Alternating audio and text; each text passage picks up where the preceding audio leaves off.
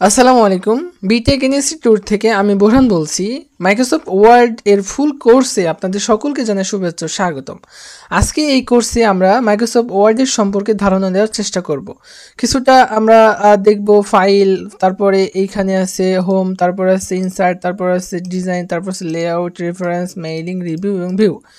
Microsoft word মূলত কি এবং মাইক্রোসফট ওয়ার্ডের মাধ্যমে কি হয় এবং কি কি করা যায় এইটার সম্পর্কে আমরা পার্ট টু পার্ট ক্লাস নেওয়ার চেষ্টা করব। প্রতিদিন আমরা ক্লাস নিয়ে আপনাদের বোঝানোর চেষ্টা করব।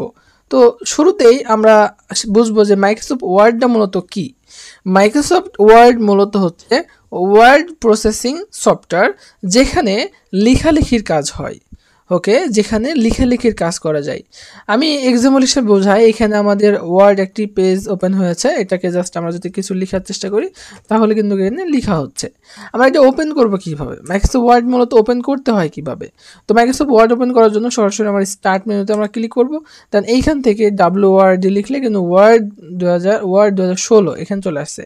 এই ওয়ার্ড 2016তে আমরা ক্লিক করব, তাহলে কিন্তু মাইক্রোসফট ওয়ার্ড আমাদের ওপেন হবে কিছুটা এইরকম। ওকে, দেন আমাদের বলতেছে যে ব্ল্যাঙ্ক ডকুমেন্ট নিতে। ব্ল্যাঙ্ক ডকুমেন্ট নিলে আমাদের এরকম একটি ফাঁকা পেজ চলে আসবে, ব্ল্যাঙ্ক ডকুমেন্ট। ওকে, দেন এই জায়গাতে আমরা কোনো কিছু লিখি তাহলে এই জায়গাতে কিন্তু লেখা হয়ে যাবে। ওকে, তো আমরা শুরুতেই দেখব যে একটু ইন্টারফেস ব্যাপারে একটু বোঝানোর চেষ্টা করি। ওকে, দেন এখানে প্রথমেই আছে কি ফাইল, তারপর আছে হোম, তারপর ইনসার্ট, তারপর design, layout, reference, mailing, review এবং ভিউ। এগুলোকে বলা হয় মেনু বার। তারপরে একটু নিচে খেয়াল করি, আমরা একটু মার্কআপ করে দিয়ে দিই তাহলে কিন্তু একটু বুঝতে সহজ হবে। এখান থেকে আমরা যদি আমি এরিয়াটুকু আমি সিলেক্ট করি তাহলে এই এরিয়াটুকু বলা হয় রিবন বার। ওকে, দেন তারপরে নিচে একটু খেয়াল করে আবার একটু মার্কআপ করে দিয়ে দিই। এইখানে যদি খেয়াল করি এই যে এই অপশনটুকুকে এই জায়গাটুকু বলা হচ্ছে কাস্টমাইজ স্ট্যাটাস বার। ওকে, দেন এই অপশনটুকু এইটুকু বলা হয়। এবার আমরা যদি রাইট বাটন ক্লিক করে দিই এবং যেখানে আমরা লিখতেছি এটাকে বলা হয় যে কোনো একটা পেজ। এখানে চাইলে আমরা যে কোনো কিছু লিখতে পারি। মাইক্রোসফট ওয়ার্ডে মূলত কি তৈরি করতে পারি আমরা, মাইক্রোসফট ওয়ার্ডে মূলত বিভিন্ন রকম পত্রিকার যে টেক্সটগুলো হয়ে থাকে সেগুলো করতে পারি। মাইক্রোসফট ওয়ার্ড দিয়ে আমরা সিভি তৈরি করতে পারি। মাইক্রোসফট ওয়ার্ড দিয়ে আমরা বিভিন্ন রকম কাস্টমাইজ যে সার্টিফিকেটগুলো তৈরি হয় এগুলো তৈরি করতে পারি। মাইক্রোসফট ওয়ার্ডে বিভিন্ন রকমের অ্যাডমিশন ফর্ম করতে পারি। তো এইগুলো মূলত আমরা মাইক্রোসফট ওয়ার্ডে কিন্তু তৈরি করতে পারি। তো এইগুলো আমরা পার্ট টু পার্ট দেখানোর চেষ্টা করবো ইনশাআল্লাহ। আমরা ডিসক্রিপশন লিঙ্কে আমরা কিন্তু প্রত্যেকদিন ক্লাসের লিঙ্ক কিন্তু আমরা দিয়ে দেবো। তো এগুলো আপনারা দেখে নেবেন, তাহলে কিন্তু আপনাদের জন্য উপকৃত হবেন।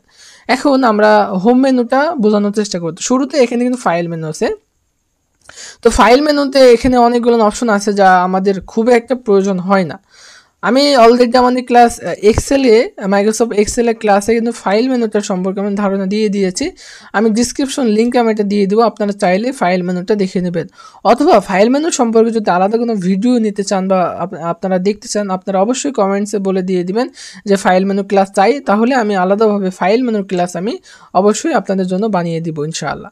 তো এখন আমরা হোম মেনু সম্পর্কে ধারণা নেওয়ার চেষ্টা করব। তো হোম মেনুর মধ্যে কিন্তু এই জায়গাতে ক্লিপবোর্ড ট্যাব আছে, এই জায়গাতে ফ্রন্ট মেনু আছে, এই জায়গাতে প্যারাগ্রাফ ট্যাব আছে, স্টাইল ট্যাব আছে, এখানে এডিটিং ট্যাব আছে। আমরা টোটালটা আজকে আমরা শেখার চেষ্টা করবো যে কোনটার কি কাজ এটা আমরা আজকে বোঝানোর চেষ্টা করব। ওকে, দেন এখন আমরা একটু খেয়াল করি, প্রথমে আছে ক্লিপবোর্ড। ওকে, দেন এইখানে প্রথমে আছে cut copy paste for painter, এটা ওরকম কোনো দরকার নেই। আমরা কাট কপি পেস্টটা বুঝবো একটু। আমরা অবশ্যই কোনো কিছু কপি করে পেস্ট করা এটা আমি অবশ্যই জানি। এখানে খেয়াল করি কাট কপি কিন্তু এই জায়গাতে শো করছে না। কেন শো করছে না? কারণ এই জায়গাতে কোনো কিছু আমি টেক্সট দিই নাই। আমি যদি এখানে সাপোজ বাংলাদেশ লিখি, আমি এখানে বাংলাদেশ লিখে দিলাম। এখন বাইরে ক্লিক করি, এবার যদি এটাকে সিলেক্ট করি, মানে এখান থেকে ক্লিক করে মাউস ডার্ক করে সামনের দিকে টেনে নিয়ে গেলে কিন্তু এটা সিলেক্ট হবে। ওকে, অথবা কন্ট্রোল A দিলে টোটাল সিলেক্ট হবে। হ্যাঁ, এটাকে সিলেক্ট করলে কিন্তু এই জায়গাতে এটা শো করবে। ওকে, দেন এই জায়গাতে আমরা কপি করি, দেন এই জায়গাতে ডান পাশে একটু আমরা স্পেস নিয়ে জাস্ট এটাকে আমরা পেস্ট করতে চাই, সেই ক্ষেত্রে তো এখানে আমরা পেস্ট করে দিই তাহলে কিন্তু এটা পেস্ট হয়ে যাচ্ছে। ওকে, দেন এখানে কি বলছে কাট হচ্ছে যে একটা জিনিস কেটে নিয়ে অন্য জায়গায় বসাই দিবে। সাপোজ এখানে দেশ বলে একটা অপশনটুকু আছে, এই দেশটুকু আমি কেটে আমি এই জায়গাতে রাখতে চাচ্ছি, ঠিক আছে। দেন আমরা করবো কি, জাস্ট এই দেশটুকু আমরা সিলেক্ট করলাম, এই দেশটুকু সিলেক্ট করে জাস্ট আমরা যদি কাট করে দিই তাহলে এটা কেটেও গেল এবং কপি হয়ে গেল। এখন যদি এই জায়গাতে গিয়ে আমরা যদি পেস্ট করে দিই তাহলে কিন্তু এটা পেস্ট হয়ে গেল। আশা করি ক্লিপবোর্ড সম্পর্কে আর ধারণা দেওয়ার প্রয়োজন নেই। ওকে, দেন এই জায়গাতে বলছে ফ্রন্ট। ফ্রন্ট মানে কোনো কিছু লেখা। ওকে, তাহলে এখানে ফ্রন্ট যখন আসে তখন আমাদের এখানে লেখার জন্য অবশ্যই কিছু টেক্সটের প্রয়োজন হবে। এখানে আমরা লরিম ইপসামে যাব। লরিম ইপসামে একটা ওয়েবসাইট আছে, এই ওয়েবসাইটে যাব যেন এখানে কিছু টেক্সট পাই। ওকে, দেন এই জায়গাতে আমরা লরিম ইপসাম এই প্রথম ওয়েবসাইটে যাব। প্রথম ওয়েবসাইটে গেলে এখানে কিছু টেক্সট যা কপিরাইট ছাড়াই আমি টেক্সট পাবো। জাস্ট আমরা এখানে ক্লিক করে সিলেক্ট করে আমরা অথবা ডবল ক্লিক করে সিলেক্ট করলাম, কন্ট্রোল সিতে কপি করলাম, এবার মাইক্রোসফট ওয়ার্ডে গেলাম। ওকে, দেন এই জায়গায় মাইক্রোসফট ওয়ার্ডে গেলাম। এবার যদি আমি কন্ট্রোল ভি দিই তাহলে কিন্তু এটা পেস্ট হবে, অথবা আমি ক্লিপবোর্ডে এখান থেকে পেস্ট করতে পারি। ব্যাপারটা বুঝে গেছে? দেন এটাকে আমরা করবো কি, এবার আমরা প্রথম থেকেই বোঝানোর চেষ্টা করবো, আমি প্রথম থেকে বোঝার চেষ্টা করবো ফ্রন্ট মেনুর মধ্যে কি। এখন এই জায়গাতে অনেকগুলো অপশন আছে, কিন্তু আমি প্রত্যেকটা অপশনের কিন্তু নাম জানি না। কিন্তু আমরা চাইলে প্রত্যেকটা অপশনের কিন্তু নাম আমরা বের করতে পারি। তো কীভাবে বের করব?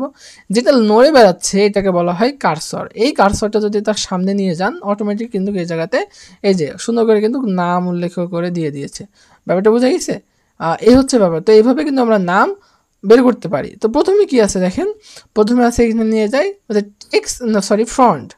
ফ্রন্ট মানে এই যে এখানে যে লেখাগুলো আমি লিখেছি এটা কেমন দেখতে হবে, মানে ফ্রন্টের স্টাইলটা কেমন হবে এটাকে বলছি আমরা ফ্রন্ট। ফ্রন্ট বিভিন্ন রকম আছে, কিন্তু যদি আমরা ডাউন অ্যারোতে ক্লিক করে তাহলে অনেকগুলো ফ্রন্ট আছে। ওকে, দেন যেই ফ্রন্টটা নেব সেই ফ্রন্টের স্টাইলে কিন্তু লেখাটা হয়ে যাবে কিছুটা এই যে এরকম। ব্যাপারটা বোঝা গেছে? দেন আমরা স্ট্যান্ডার্ড ফ্রন্ট হিসাবে কিন্তু টাইমস নিউ রোমান বলে যেই ফন্টটা আছে এইটাকে আমরা গ্রহণ করব। ওকে, এই স্ট্যান্ডার্ড ফন্ট সাইজ হিসেবে আমরা টাইমস নিউ রোমানকে গ্রহণ করব। তারপরে এই জায়গাতে আছে যে ফ্রন্ট সাইজ। এখানে যখন আমরা ক্লিক করব তখন দেখেন সর্বনিম্ন ফ্রন্ট সাইজ হচ্ছে 8, সর্বোচ্চ ফ্রন্ট সাইজ হচ্ছে 72। ওকে, দেন আমরা যদি কেউ প্রশ্ন করে যে মাইক্রোসফট ওয়ার্ডের সর্বনিম্ন ফ্রন্ট সাইজ কত এবং সর্বোচ্চ ফ্রন্ট সাইজ কত, তাহলে উত্তর হবে সর্বনিম্ন 8, সর্বোচ্চ 72 মানে 72। ওকে, দেন এখানে স্ট্যান্ডার্ড ফ্রন্ট সাইজ কত? স্ট্যান্ডার্ড ফ্রন্ট সাইজ হচ্ছে যে 14 থেকে 16। ওকে, দেন স্ট্যান্ডার্ড ফন্ট সাইজ হচ্ছে 14 থেকে 16, এটা আমরা সবসময় ব্যবহার করব। ওকে, দেন এটাকে আমরা করবো কি 14 করে দিই, তাহলে স্ট্যান্ডার্ড সাইজ হয়ে যাবে। এবার আছে যে টোটালটাকে সিলেক্ট করে এই পাশে আছে যে ইনক্রিজ ফন্ট সাইজ এবং ডিক্রিজ ফন্ট সাইজ। এইটা মূলত কি? ইনক্রিজ ফন্ট সাইজ হচ্ছে যে আপনি এখানে সর্বোচ্চ ফন্ট সাইজ হচ্ছে যে 72, সর্বনিম্ন হচ্ছে ফন্ট সাইজ 8, এর থেকেও আপনি বেশি বড় নিতে চান, তো সেই ক্ষেত্রে কি করবেন? তো সেই ক্ষেত্রে আপনি যদি ইনক্রিজ ফন্ট সাইজ করেন তাহলে ফন্টটা বাড়বে। ওকে, এই যে বাড়তেছে দেখেন 100-র উপরে চলে যাচ্ছে, 200 চলে গেছে। ওকে, যদি আবার ডিক্রিজ করে দেন তাহলে কিন্তু ফন্ট সাইজটা কমে যাবে। ওকে, এই যে হচ্ছে ব্যাপার, ফন্ট সাইজটা কিন্তু কমে যাচ্ছে, কিন্তু কন্ট্রোল জেড করি তাহলে আগের অবস্থায় ফিরে যাবে। দেন আমরা যদি কন্ট্রোল 8-এর নিচেও কিন্তু চাইলে নিতে পারি। ওকে, দেন এটাকে আমরা করে দেবো কি 14। তো ইনক্রিজ ফন্ট সাইজ হচ্ছে যে আমরা ম্যানুয়ালি এটা আস্তে আস্তে বাড়াতে পারি এবং ডিক্রিজ ফন্ট সাইজ ম্যানুয়ালি এটা কমাতে পারি। ওকে, তারপর আছে কেস, সেন্স কেস। এটা কি? এটাতে সেন্স কেস হচ্ছে যে টোটাল হচ্ছে যে 5 প্রকার। কি কি? যদি ক্লিক করি sentence case, lower case, upper case, capitalize case এবং টগল কেস। এটার কেস কি? এটার কাজ হচ্ছে যে প্রথমে সেন্টেন্স কেস। এটা মূলত কি? যখন আমরা এটা ক্লিক করব তখন এখানে একটু আউটপুট কিন্তু দেওয়া আছে যে একটি টোটাল সেন্টেন্সের প্রথমকার অক্ষরটা বড় হাতের হবে, বাকিগুলো কিন্তু সব ছোট হাতের হবে। এখানে আমি সেন্টেন্স বা একটু ভাগ করে দিই, আমরা একটু সেন্টেন্স করে দিই, এটা আমরা হালকা হালকা সেন্টেন্সের মতন করে এটা আমরা অ্যারো বাটনে করে একটু আমরা জাস্ট করে দিই। এইবার যদি আমরা এটাকে টোটালটা সিলেক্ট করে যদি আমরা এটাকে সেন্টেন্স কেস করে দিই তাহলে একটু খেয়াল করব এই যে প্রত্যেকটা মানে লাইনের মানে সেন্টেন্সের প্রথমকার যে অক্ষরটা এই যে বড় হাতের হচ্ছে, যা একটু আগে কিন্তু ছোট হাতের ছিল। তো স্ট্যান্ডার্ড কেস হচ্ছে যে সেন্টেন্স কেস। ওকে, তারপরে আমি আবার এটাকে সিলেক্ট করলাম, সিলেক্ট করে আমরা করলাম কি এই জায়গাতে গিয়ে লোয়ার কেস করে দিলাম। তো লোয়ার কেসটা কি? লোয়ার কেস হচ্ছে টোটাল লেখাটাই ছোট হাতের হয়ে যাবে, মানে স্মল লেটার হয়ে যাবে। ওকে, দেন আবার যদি আমরা এখানে যাই, এখানে গিয়ে যদি আপার কেস করে দিই তাহলে হবে কি যে এটা টোটালটা কিন্তু ক্যাপিটালিস কেস হয়ে যাবে, মানে ক্যাপিটাল লেটার হয়ে যাবে। ওকে, মানে সব বড় হাতের হয়ে যাবে। এইবার ক্যাপিটাল ইস ওয়ার্ড যেটা আছে এটাকে যদি আমরা ক্লিক করে দিই তাহলে কিন্তু এটা হয়ে যাবে কি প্রত্যেকটা ওয়ার্ডের প্রথমকার অক্ষরটা যেটা সেটা হচ্ছে যে সব বড় হাতের হয়ে যাবে, বাকিগুলো সব ছোট হতে থাকবে। এবং লাস্টে যেটা আছে টগল কেস, এটার কাজ হচ্ছে যে প্রত্যেকটা অক্ষরের প্রথমকার অক্ষরটা ছোট হাতের, বাকিগুলো সব বড় হাতের হয়ে যাবে। তো সেই ক্ষেত্রে আমরা সবসময় ব্যবহার করবো এই যে এখানে সেন্টেন্স কেস। তারপরে এখানে খেয়াল করি, এখানে আছে ক্লিয়ার অল ফরম্যাটিং, এইটা যদি আমি ক্লিয়ার করি তাহলে টোটালটা এখান থেকে ক্লিয়ার হয়ে যাবে। এখন আমি এটা ক্লিয়ার করতেছি না, কারণ এটা ক্লিয়ার করলে কিন্তু আপনারা মানে একদম উধাও হয়ে যাবে, আবার লিখতে ঝামেলা হবে আমার ক্ষেত্রে। এখানে কন্ট্রোল জেড করে করে আমি একটু আগের অবস্থায় ফিরে যাই যেন আমার কাছে সুবিধা হয়। ওকে, দেন এখানে কন্ট্রোল হয়। ওকে, দেন এই হচ্ছে ব্যাপার। এইবার একটু নিচে নামি, এটার নাম কি হচ্ছে বোল্ড। বোল্ডের কাজ কি, কন্ট্রোল প্লাস বি। বোল্ডের কাজ হচ্ছে টোটাল লেখা যেটা আছে, সাপোজ আমি এটা নিচে নামে দেয়ার আর ম্যানি, এটা আমরা নিচে সিলেক্ট করে যদি আমরা বোল্ড করে দিই তাহলে হবে কি লেখাটা একটু বুলেট হয়ে যাচ্ছে, মানে গাঢ় হয়ে যাচ্ছে। ওকে, তারপর আছে যে italic, control plus L, ইতালিকে click করে আই, এখানে ইতালি যদি ক্লিক করি তাহলে হবে কি লেখাটা একটু ব্যাকা হয়ে যাবে। এবার যদি কন্ট্রোল প্লাস ইউ মানে আন্ডারলাইন, এটা যদি আমরা ক্লিক করি তাহলে লেখাটা নিচে একটা আন্ডারলাইন হয়ে যাবে। এটাকে তুলবো কীভাবে, তোলার জন্য আবার এটা ক্লিক করব, দেন তাহলে এটা উঠে যাবে। ওকে, তারপর আছে যে স্ট্রাইক থ্রোর কাজ কি। স্ট্রাইক থ্রোর কাজ হচ্ছে যে মাঝখান দিয়ে একটি দাগ হয়ে যাবে, যা আপনার মানে একটা কোনো কিছু ভুল হইলে সেটা বোঝানোর জন্য স্ট্রাইক থ্রো আমরা ব্যবহার করতে পারি। ওকে, তারপর আছে যে সাবস্ক্রিপ্ট এবং এটা সুপার স্ক্রিপ্ট, এইটার কাজ কি।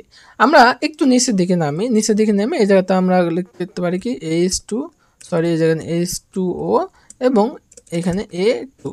এখন আমি এখানে H2O লিখলাম এবং A2 লিখলাম। এখানে আমি চাচ্ছি যে এখানে তো এ স্কোয়ার হয়েও নাই, এখানে A2O এটা হয়ে আছে, H2O এটা হয়ে আছে। এটা কি পানি আকার হয়েছে? অবশ্যই এটা পানি আকারে হয়ে নেই। সেক্ষেত্রে পানি আকার এবং এটা স্কোয়ার করার জন্য যেটা করতে হবে, দুইকে একটু উপর তুলতে হবে মানে স্কোয়ারের মতন, এবং এই দুইকে একটু নিচে নামাতে হবে মানে সাবস্ক্রিপ্টের নিচের স্কোয়ারের মতন। তো সেই ক্ষেত্রে কী করব, তো সেই ক্ষেত্রে আমরা এই জাস্ট 2কে সিলেক্ট করব। সিলেক্ট করে যদি আমরা এই জায়গা থেকে সাবস্ক্রিপ্ট করে দিই তাহলে এটা নিচে নেমে যাবে। ওকে, দেন এটাকে যদি আমরা ক্লিক করি বা সিলেক্ট করি তাহলে এটা যদি সুপার স্ক্রিপ্ট করে দিই তাহলে এটা উপরে উঠে যাবে। ব্যাপারটা বুঝে গেছে তো? এবার কিন্তু এটা পানি হয়ে গেছে এবং এটা স্কোয়ার হয়ে গেছে। তো সাবস্ক্রিপ্ট এবং সুপার স্ক্রিপ্ট কাজ হচ্ছে এটা। ওকে, তারপরে আছে এখানে খেয়াল করি যে টেক্সট ইফেক্ট অ্যান্ড টাইপোগ্রাফি। এইটার আগে আমরা এখানে একটু শিখে নেব যে টেক্সট হাইলাইট কালার এবং ফন্ট কালার। ওকে, এই যে ফন্ট কালার হচ্ছে যে টোটালটাকে সিলেক্ট করলাম, সিলেক্ট করে একটা কালার নির্ধারণ করলাম। সাপোজ আমি রেড কালারটা নির্ধারণ করলাম, তাহলে টোটাল লেখাটা এই জায়গাতে রেড হয়ে গেল। ওকে, দেন আমরা এটাকে সিলেক্ট করে যদি আমি আবার অটোমেটিক করে দিই তাহলে এটা আবার আগের মতন কালো হয়ে যাবে। তারপরে এই জায়গাতে হাইলাইট কালার, এটার কাজ কি। সাপোজ এই লরিম ইপসাম এটাকে আমি চাচ্ছি যে হাইলাইট করতে। সাপোজ এই জায়গাতে যদি আমি হাইলাইটে যাই, হাইলাইটে গিয়ে জাস্ট আমরা যে কোনো একটা কালার করে দিই তাহলে কিন্তু লেখাটা হাইলাইট হয়ে গেল। ওকে, দেন এইভাবে যে কোনো একটা লেখা আমরা হাইলাইট করতে পারি। ওকে, তারপরে আছে যে টেক্সট ইফেক্ট অ্যান্ড টাইপোগ্রাফি, এইটার মূলত কাজ কি। সাপোজ দেয়ার আর ম্যানি লেখা আছে, এই জায়গাতে আমরা ক্লিক করব। ক্লিক করে আমরা যদি টাইপোগ্রাফি যাই তাহলে এখানে রেডিমেড কিছু কাজ আছে, দেখছেন এখানে রেডিমেড কিছু কাজ আছে। আমরা কখনোই বলি না যে কোনো রেডিমেড কাজ আপনারা ব্যবহার করবেন, কোনো সময় আমরা রেডিমেড কাজ কাউকে কোনো স্টুডেন্টকে আমরা বলার প্রয়োজন মনে করি না, কারণ যখন আপনি একটা রেডিমেড কাজ করবেন তখন কিন্তু আপনারই কাজ শেখার মধ্যে গাফিলতি হবে, আপনি শিখতে পারবেন না। তো সেই ক্ষেত্রে কখনো কোনো কাজকে আপনি ম্যানুয়াল মানে রেডিমেড করবেন না, সব কিছু ম্যানুয়ালি আপনি তৈরি করার চেষ্টা করবেন। এটা আমি লেখাটা একটু বড় করে দিই। বড় করে দেওয়ার পরে এখানে সাপোজ যদি এই স্টাইলটা আমরা ব্যবহার করি, এটাকে সিলেক্ট করলাম, এই স্টাইলটা ব্যবহার করলাম, তাহলে লেখাটা কিছুটা এইরকম দেখাবে। ওকে, এটা দেখতে সুন্দর লাগছে। আমরা কি তৈরি করতে পারি না? অবশ্যই আমরা তৈরি করতে পারি। তো সেক্ষেত্রে আমরা কীভাবে তৈরি করবো, তো সেক্ষেত্রে তৈরি করার জন্য এটা আবার নর্মাল করে দিই।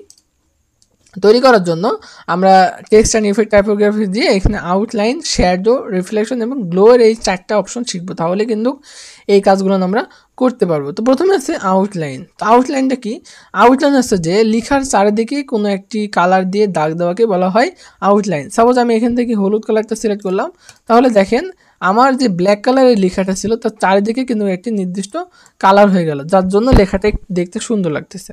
ওকে, তো এইটা আমরা চাইলে এটা করে দিতে পারি, অথবা এখান থেকে আমরা রেডটা ব্যবহার করতে পারি, এই যে রেডটা ব্যবহার করতে, তাহলে দেখতে একটু মেবি সুন্দর লাগতে পারে।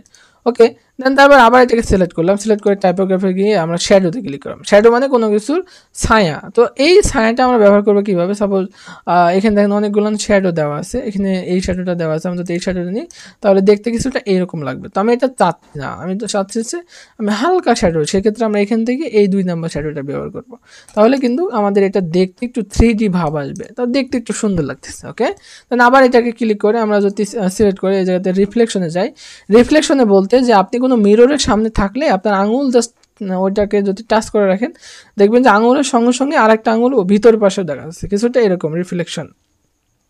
সাপোজ আমি এটা যদি নিই অথবা প্রথম কার্ডটা নিই, তাহলে ব্যাপারটা এইরকমভাবে রিফ্লেকশন হবে। ওকে, দেন আমি এটাকে আবার সিলেক্ট করলাম, সিলেক্ট করে এই যাতে গ্লো বলে একটা অপশন আছে, গ্লোর যে কোনো একটা কালার আমরা দিই, গ্লো মানে উজ্জ্বলতা বাড়বে, সাপোজ এই কালারটা আমরা দিই, তাহলে আপনার যে দেয়ার আর ম্যানে যে লেখাটা আছে এটা এইরকমভাবে শো করবে। ওকে, ব্যাপারটা বুঝে গেল? তো এই হচ্ছে ব্যাপার টেক্সট ডিফাইন অ্যান্ড টাইপোগ্রাফির কাজ। এবার আমরা শেখার চেষ্টা করব যে প্যারাগ্রাফস মেনুটার কাজ কি। এটারও নির্দিষ্ট একটি কাজ আছে, আমরা এই অপশনগুলো শেখার চেষ্টা করব। তো প্রথমতই আছে এই জায়গাতে অ্যালাইন লেফট, তারপরে অ্যালাইন আছে, অ্যালাইন সেন্টার, অ্যালাইন রাইট এবং align justify. Align of 4 part, align left, right, centre এবং জাস্টিফাই। তো মূলত অ্যালাইনটা কি? অ্যালাইনটা হচ্ছে যে আপনার যে এখানে কিছু টেক্সট লেখা আছে, কিছুটা দেখেন এই সাইডে কিন্তু টেক্সটটা সমান, সাইডে কিন্তু টেক্সটটা সমান, কারণ এটা জাস্টিফাই করা আছে। যদি লেফট থাকে তাহলে দেখেন, যদি লেফট থাকে তাহলে লেখাটা এই পাশে সমান থাকবে, কিন্তু এই পাশে সমান থাকবে না। যদি সেন্টার থাকে তাহলে হবে কি যে মাঝখানে সমান থাকবে, দুই পাশে কিছু এলোমেলো থাকবে। এবং যদি এটা রাইট করে দেন তাহলে কিন্তু ডান পাশে এটা সমান থাকবে, বাম পাশে কিন্তু সমান থাকবে না। এবং এটা যদি জাস্টিফাই করে দেন তাহলে কিন্তু হবে কি এটা চারিদিকে সমান হবে। তো এটা হচ্ছে অ্যালাইন অফ 4 পার্ট, এটা হচ্ছে অ্যালাইন। ওকে, তারপর আছে যে লাইন অ্যান্ড প্যারাগ্রাফ স্পেসিং। এইটার কাজ কি? লাইন অ্যান্ড প্যারাগ্রাফ স্পেসিং হচ্ছে যে সাধারণত লাইনে যদি আমরা ওপরের লাইন এবং 2 নাম্বার লাইন খেয়াল করি, এখানে ওপরে একটা লাইন আছে এবং 2 নম্বরে যে লাইনটা আছে এর মধ্যে ফাঁক কতটুকু ফাঁকা, এই ফাঁকাটা দূরত্ব বাড়ানোর জন্য কিন্তু লাইন অ্যান্ড প্যারাগ্রাফ স্পেসিংয়ের কাজগুলো আমরা করে থাকি। ব্যাপারটা বুঝে গেছে? তো এখানে আমরা যদি ক্লিক করি, এখানে হচ্ছে হয়ে আছে কত 1.0। ওকে, দেন 1.15, 1.5, 2.0, 2.5, 3.0 আমরা যত করব তত কিন্তু এই জায়গাতে হয়ে যাবে। এবার আমরা একটু খেয়াল করি, আমরা বর্তমানে এই থাকলো, বাট আমরা চাচ্ছি যে টোটালটাকে সিলেক্ট করি, সিলেক্ট করে যদি আমরা এখানে যদি আমরা লাইন অ্যান্ড আফটার প্যারাগ্রাফে যদি যাই, রিমুভ যদি করে দিই, তাহলে হবে কি যে মাঝখানে যে স্পেসগুলো ছিল টোটালটাই কিন্তু এই জায়গাতে রিমুভ হয়ে গেছে। ওকে, তারপর একটু আমরা ওপরে ওঠার চেষ্টা করি। এটা কাজ কি? এটা কাজ হচ্ছে বুলেটসের কাজ কি? এখানে 2টা প্যারা লাইন আছে। ওকে, এখানে 2টা প্যারা আছে। এখানে চাইলে আমরা এটাকে দেখতে একটু সৌন্দর্যের জন্য আমরা বুলেট ব্যবহার করতে পারি। কি এই জাত গিয়ে আমরা এই বুলেটটা ব্যবহার করি, তাহলে হবে কি এরকম হবে। আমরা যদি এখানে যাওয়ার পরে আমরা এই বুলেটটা ব্যবহার করি তাহলে এরকম স্টাইলিশ হবে, মানে 2টা মার্কআপের মতন, মানে নাম্বারিং পয়েন্ট আকারে হয়ে থাকলো। ব্যাপারটা বুঝে গেছে? আমরা এখানে চাইলে কিন্তু অনেকগুলো বুলেট ব্যবহার করতে পারি, যে এটা ব্যবহার করতে পারি ইচ্ছা মতন। ওকে, তারপরে আছে এই জায়গাতে আছে যে নাম্বারিং। ওকে, নাম্বারিংয়ের কাজ কি? এখানে কিন্তু নাম্বার কিছু থাকবে, এখানে এই যে নামগুলো আপনারা দেখতে পাচ্ছেন, আপনারা যেটা নাম্বার নেবেন কিছুটা এখানে এইভাবেই আউটপুটটা দেখা যাবে। ওকে, তারপরে এটাও কিন্তু সেম কাজ, বুলেটিন লিস্ট, এটাও সেম কাজ। ওকে, তারপরে আমরা এটাকে তুলে দেওয়ার পরে এখানে কি আছে যে ডিসকাস ইনডেন্ট এবং ইনক্রেস ইনডেন্ট। ওকে, তো এটার কাজ কি? প্রথমে আসছে ডিসকাস ইনডেন্ট, তারপরে ইনক্রেস ইনডেন্ট হচ্ছে লেখার টোটালটাকে ডানের দিকে চাপ দেবে। ওকে, এবং ডিসকাসে যেটা আছে এটাকে টোটাল লেখাকে বাম দিকে সরাই দেবে। ওকে, তারপর আছে শর্ট। আশা করি শর্টের ব্যাপারটা আপনাদের এক্সট্রা বলানো লাগবে না। আমরা যদি এখানে 1 করে দিই, এখানে 3 করে দিই, এখানে 4 করে দিই, এই জায়গাতে 5, 6 করে দিই, 5 করে দিই, এই জায়গাতে 2 দিয়ে দিই, এই জায়গাতে মনে করেন 8, এখানে 8, এখানে 7, এখানে 9, এখানে 10। এখানে কিন্তু আমরা 1 2 3 এটা কিন্তু 1 থেকে 10 পর্যন্ত লিখলাম, এটাকে সিরিয়াল মেনটেন করা নেই। এটাকে সিরিয়াল মেনটেন করার জন্য আমরা যদি শর্টে ক্লিক করি, শর্টে ক্লিক করলাম, শর্টে ক্লিক করার পরে এই যে প্যারাগ্রাফ অটোমেটিক নাম্বার থাকবে, জাস্ট আপনি ওকে করে দেবেন, তাহলে কিন্তু এটা শর্ট আকারে মানে কি সিরিয়ালটা মেনটেন হয়ে গেল। ব্যাপারটা বোঝা গেছে? আমরা এই কাজগুলো এখান থেকে করতে পারি। তারপরে আমরা এখান থেকে বাদ দিয়ে দিয়েছিলাম যে এখানে কি আছে, এটার নাম আছে শেডিং। শেডিংয়ের কাজ কি? শেডিংয়ের কাজ হচ্ছে যে নির্দিষ্ট কোনো সেলের ব্যাকগ্রাউন্ডের কালার পরিবর্তন করাকে শেডিং বলা হয়। এখানে সেল কি? এখানে সেল হচ্ছে যে আমরা যদি ইনসার্টে যাই, ইনসার্টে গিয়ে যদি টেবিল নিই, এখানে কিছু টেবিল তৈরি হলো। ওকে, এই টেবিলটাকে বলা হয় সেল। ওকে, যেমন টেবিলের এই যে এটাকে একটা ঘরকে বলা হয় সেল, এটা এই ঘরকে বলা হয় সেল, এই ঘরকে একটা বলা হয়, প্রত্যেকটা ঘরকে আলাদা আলাদা সেল বলা হয়। এখন এই সেলে গেলাম, আমরা শেডিংয়ে গেলাম, দেখেন অনেকগুলো কালার শো করছে, যে কোনো একটা কালার দিয়ে দিলাম, এইটুকু কালার হয়ে গেল। এখন এই সেলে যাই, এই সেলে গিয়ে আমরা যে কোনো একটা কালার আমরা সিলেক্ট করি, এটা এরকম কালার হয়ে গেল। তো বোঝা গেছে, এই জন্য বলা হয়েছে যে নির্দিষ্ট কোনো সেলের ব্যাকগ্রাউন্ডের কালার পরিবর্তন করাকেই সেল বলা হয়। এখন আমরা করব কি, এই যে লরিমের পিছনে একটা ব্যাকগ্রাউন্ডের কালার দিতে চাই, সেক্ষেত্রে আমরা একটা ক্লিক করে যদি আমরা যে কোনো একটা কালার দিই, সাপোজ আমরা এই কালারটা দিব, তাহলে কিন্তু ব্যাকগ্রাউন্ড দেখেন একটা ইয়েলো কালার হয়ে গেছে। ওকে, কিন্তু এই জায়গাতে দেখেন টোটালটা কেন কালার হলো? এখানে তো প্রশ্ন হতে পারে যে ভাইয়া টোটাল কীভাবে কালার হলো? এখানে টোটাল কালার হলো এই জন্য, কারণ যেহেতু আমি এখানে কোনো টেবিল নেই না, সেহেতু মাইক্রোসফট ওয়ার্ড সে মনে করতেছে যে এইটা একটি টোটালটাই একটি সেল, এই জন্য টোটালটার কালারে একটি ব্যাকগ্রাউন্ডে একটি কালার সে দিয়ে দিচ্ছে। ওকে, ব্যাপারটা বোঝা গেছে? তো এটা হচ্ছে শেডিং। তারপরে আছে যে কি, এটা হচ্ছে বর্ডার। বর্ডারের কাজ কি? সাপোজ আমি এটুকু সিলেক্ট করলাম, সিলেক্ট করে আমরা যদি বর্ডারে ক্লিক করি, প্রথম হচ্ছে বাটন বর্ডার, মানে নিচেও একটা বর্ডার থাকবে, মানে দাগ থাকবে। তারপর টপ বর্ডার মানে ওপরের দিকে একটা দাগ থাকবে। তারপর লেফট বর্ডার মানে বামের দিকে একটা দাগ থাকবে, রাইট বর্ডার মানে ডানের দিকে একটা বর্ডার থাকবে। নো বর্ডার মানে কিছু থাকবে না, অল বর্ডার মানে চারিদিকে একটা বর্ডার থাকবে, আউটসাইড মানে বর্ডার চারিদিকে এটাও থাকবে, এখানে ইনসাইড বর্ডার মানে ভিতরের দিকে থাকবে। তারপরে এই জায়গাতে ইনসাইড হরিজন্টাল মানে এটাও ভিতরে থাকবে, ইনসাইড ভার্টিক্যাল বর্ডার মানে মাঝখানে দিয়ে থাকবে, যেহেতু মাঝখানে কোনো ফাঁকা নেই সেজন্য মাঝখানে বর্ডারটা থাকছে না। তো এটা হচ্ছে বর্ডারের কাজ। ওকে, এবার আমরা টোটাল আবার সিলেক্ট করব, সিলেক্ট করে স্টাইল বলে একটা অপশন আছে, এটার কাজ কি? এটা কিন্তু রেডিমেড কিছু কাজ, আমি বলেছি কখনো কোনো রেডিমেড কাজ করব না। স্টাইলের মধ্যে যদি একটা রেডিমেড কিছু কাজ করতে চাই, তাহলে দেখেন আমরা সিলেক্ট করলাম, সিলেক্ট করে যদি আমরা এখানে ক্লিক করি, তাহলে কিন্তু এরকম স্টাইলের একটা রেডিমেড কাজ হচ্ছে, যা আমি অলরেডি কিন্তু মাইক্রোসফট এই যে এখানে কিন্তু শিখিয়ে দিয়েছে। ওকে, তাহলে আমরা রেডিমেড এই কাজ আমরা এখান থেকে কখনোই করব না। ওকে, তাহলে এটা আমরা স্টাইল মেনুটা স্কিপ করে দিয়েছি। ওকে, এখন আমরা এখানে কি বলছে যে এডিটিংয়ের উপরে কি প্রথমে দুইটা কাজ আছে আমাদের এখানে, ফাইন্ড এবং রিপ্লেস। এখানে সিলেক্টের কাজ অলরেডি আমি যে এটাকে বলা হয় সিলেক্ট, আমরা এটাকে বলি সিলেক্ট। তো ফাইন্ড এবং রিফ্লেকশনের কাজ কি? এখানে সাপোজ আমার এখানে দা লেখা আছে, টিআইসি দা, এটাকে আমি কপি করলাম। ওকে, জাস্ট আমরা এটাকে কপি করলাম, কপি করে কন্ট্রোল সি দিয়ে কপি করলাম। এখন যদি আমরা ফাইন্ড ক্লিক করি, ফাইন্ড, তাহলে হবে কি এরকম একটা ন্যাভিগেশন বার আসবে। ফাইন্ড ক্লিক করার পরে যদি আমরা এই জায়গাতে কোনো কিছু সাপোজ এই জায়গাতে আমরা দা দিয়ে দিলাম, তাহলে কি বলছে রেজাল্ট অফ 10। তার মানে কি, ফাইন্ড মানে কোনো কিছু খোঁজা।